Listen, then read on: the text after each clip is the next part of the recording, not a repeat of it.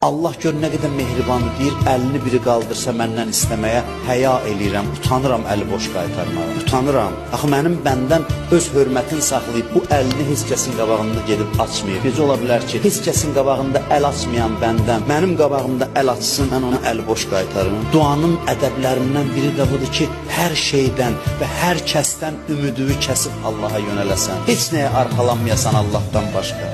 Nə qüdrəti var, nə dostu var, nə tanışı var, nə məqamı var, nə pulu var, nə sərvəti var.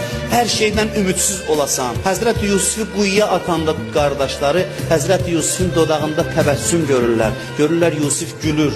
Deyirlər Yusif niyə gülürsən, biz səni quyuya atırıq. Bir zaman sizə baxırdım, deyirdim ki mənim bu qədər neçə dənə qardaşım var. Bu qədər qardaşım ola kim mənə ziyan toxundura bilər. Allahın işinə bax ki, indi sizin əlinizlə quyunun dibinə düşürəm.